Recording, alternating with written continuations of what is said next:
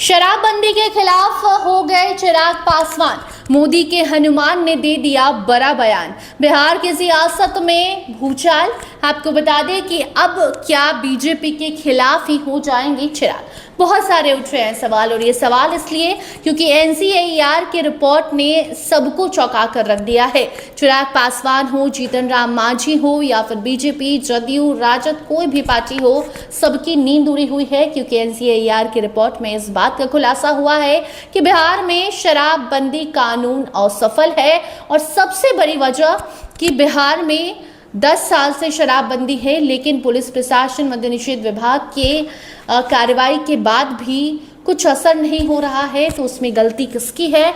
और उसमें सबसे बड़ा सवाल सरकार से ये भी पूछा गया है कि बिहार में शराबबंदी, जब नीतीश कुमार ने फैसला लिया था इसका, उनका कहना था कि महिलाओं के लिए कर रहे हैं, महिलाओं के अपराध में कमी आएगी। लेकिन रिपोर्ट में ये बात सामने आई है कि महिलाओं के अपराध में बिल्कुल भी कमी नहीं आई है, और तो लोगों को सूखे नशे की लत लग गई है। तो ऐसे में अब चिराग पासवान का भी बयान आया है। वो कह रहे हैं कि हमें लगता है कि कोई कानून बनाने से बेटर है कि आप अवेयरनेस प्रोग्राम कीजिए, मतलब कि आप जागरूकता फैलाइए कि शराब के नुकसान क्या हैं। तो वैसे में अब जब मोदी के हनुमान ने शराब पर ये बयान दिया है, तो बहुत सारे सवाल उठ रहे हैं कि क्या अब बीजेपी के खिलाफ चिराग पासवान जाएंगे। खबर में हम भी आगे बढ़ेंगे, मगर आप खुद सुनिए किस तरीके से चिराग पासवान ने शराब पर ये बड़ा बयान दे दिया है।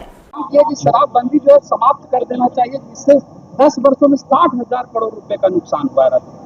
देखिए, शराबबंदी जरूर एक ऐसा विषय है जिसकी वजह से जो राजस्व राज्य को आता था उसमें एक बड़ी कटौती देखने को मिली, पर ये सिर्फ आर्थिक सोच से जुड़ा हुआ विषय नहीं है, ये सामाजिक भावनाओं से भी जुड़ा हुआ विषय है।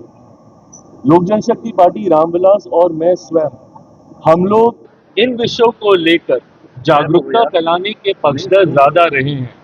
इसी के साथ जब हम लोग जनसंख्या नियंत्रण की भी बात करते हैं, उसमें भी कानून बना के इसको नियंत्रित किया जाए से ज्यादा मेरा पक्ष रहता है कि जागरूकता फैलाई जाए।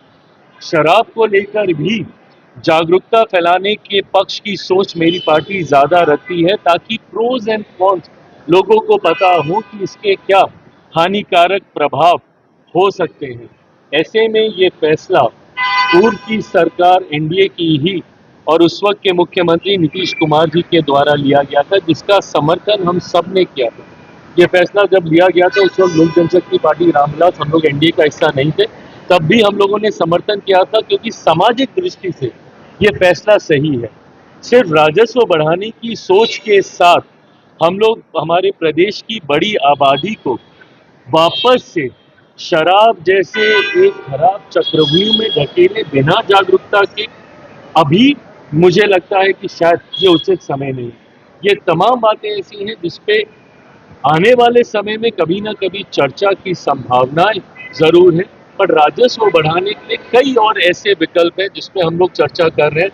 खाद्य प्रसंस्करण मेरा विभाग भी उनमें से है, उसका भी विस्तार हम लोग कर रहे हैं। राजा पाकर में जिस तरीके से निपटन के साथ हम लोग और प्रोसेसिंग यूनिट को लेकर आ रहे हैं, इंडस्ट्री को हम लोग इनवाइट कर रहे हैं, बड़े बड़े शैक्षिक संस्थान यहाँ पे आ रहे हैं, उसका हम लोग विस्तार कर रहे हैं। तो ये तमाम विषय भी राजस्व से ही जुड़े। तो सुना आपने किस तरीके से चिराग पासवान ने कहा कि हम ये नहीं कह रहे हैं कि शराबबंदी खत्म कर दीजिए, लेकिन वो शराबबंदी के खिलाफ तो हैं। ये इस बयान से मालूम इसलिए चला क्योंकि उनका कहना है कि जिस चीज में गलती है, जो चीज गलत है, उसके लिए कानून बना देना ही सिर्फ उसका सोल्यूशन नहीं है। इवन वो गलत है कानून बनाना, बल्कि आप लोगों को जागरूक कीजिए, तो वो जागरूकता का फायदा ज्यादा होगा, जो फायदा कानून बनाने के बाद नहीं होगा। ऐसे में अब चिराग पासवान के इस बयान के बाद देखना दिलचस्प होगा कि इस पर बीजेपी वाले क्या कहते हैं, क्योंकि मोदी के हनुमान है चिराग पासवान।